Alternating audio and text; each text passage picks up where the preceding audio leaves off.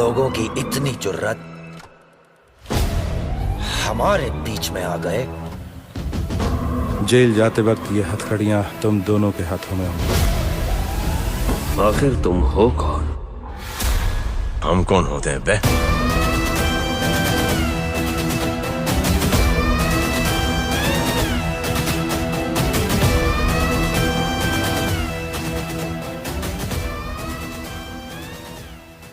क्या है जवान की पूरी कहानी? क्या चंद्रशेखर मानेगा अपनी गलती? शिवा कैसे दिलाएगा अपने अजय को जस्टिस?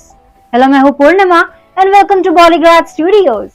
पिछली वीडियो में हमने देखा कि अपने जूनियर की तरफ से कॉल आने के बाद शिवा को पता चला कि मिलिट्री फाइल असल में जवान नाम के क्रिमिनल के पास है, जिसमें 1980 की केस की फुल डिटेल्स दी गई है।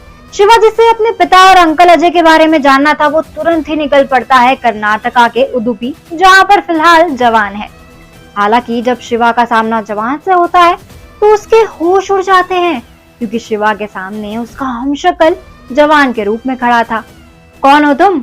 शिवा सब जानते हुए भी खुद को अनजान दिखा रहा था। शिवा की बातों को सुन उडुपी के गांव के बीच सड़क पर खड़ा जवान जोर जोर से हंसने लगता है। शिवा वापस से अपना सवाल दोहराता है, जिसपे जवान कहता है, अपने पिता से सवाल करना तुमने कब सीखा कैप्टन शिवा बच्चन? जवान की बातों से शिवा के ना होश फिर से उड़ जाते हैं, जिससे ना उसके हाथ एकदम ठंडे पड़ जाते हैं। जवान शिवा के पास जाकर उसे चोरी की हुई मिलिट्री फाइल देता है और अंदर लिखी हुई ना सारी की सारी डिटेल्स और केस हिस्ट्री को पढ़ने के लिए कहता है।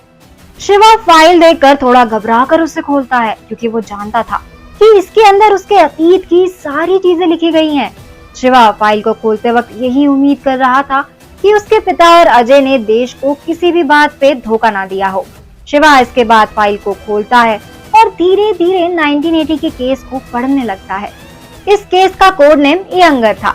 शिवा पढ़ता है कि अजय ने ना यंगर बन ड्रग सिंडिकेट की खुफिया इंफॉर्मेशन जमा की और वो इसमें कामयाब रहा। लेकिन उसी बीच चंद्रशेखर द्वारा याज यंगर की खोज करते करते ना उसके ठिकाने पर पहुंच जाता है, जहाँ पे अजय राज को अपनी सारी बात बताता है। इस केस के दौरान ना विजय भी राज के साथ था और उसे भी इस केस को लेकर सारी जानकारी थी। वहीं ये केस एक नया मोड़ लेता है जब चंद्रशेखर का आदमी अजय यानी कि यंगर के ठिकाने पे छापा मारता है, जहाँ पे राजवर्धन को पाकर चंद्रशेखर का एजेंट उसे इस बारे में खबर देता है। चंद्रशेखर ये सब सुनकर ना बहुत गुस्सा होता है। उसे ऐसा लग रहा था कि राज ने यंगर का साथ देकर ना सिर्फ उसके साथ बल्कि पूरे रॉ के साथ धोखा किया है। हालांकि राज का ऐसा कभी कोई इंटेंशन था नहीं, वो तो बस अजय यानी कि यंगर की मदद ड्रग सिंडिकेट का पता लगाने में कर रहा था, जो देश में इलीगली ड्रग्स को बेच रहे थे। अजय भी इसी केस को सॉल्व करने के लिए यंगर बना था।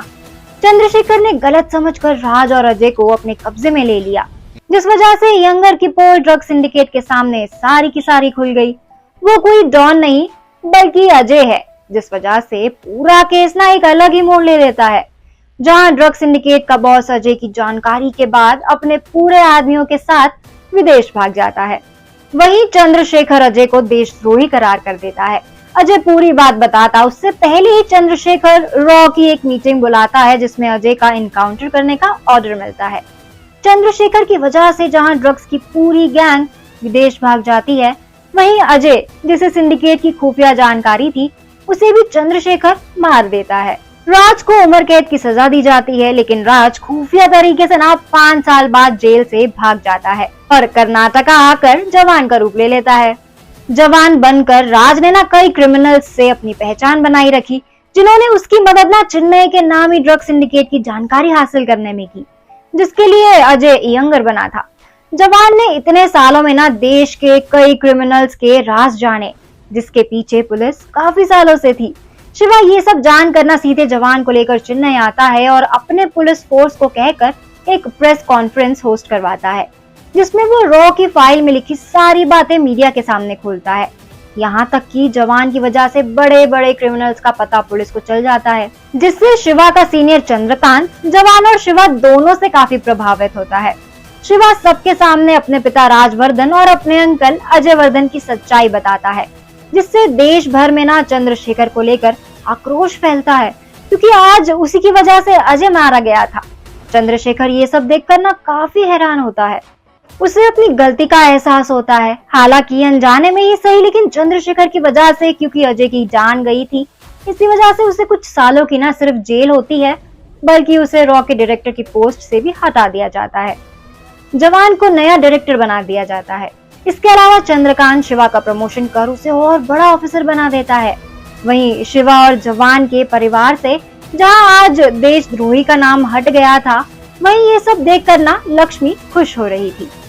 आज के लिए बस इतना ही। ये वीडियो आपको कैसा लगा हमें कमेंट सेक्शन में बताना ना भूलें। अगर वीडियो अच्छा लगा हो ना तो इसको लाइक और शेयर करें, साथ ही सब्सक्राइब करना ना भूलें बॉलीग्राड स्टूडियोज को।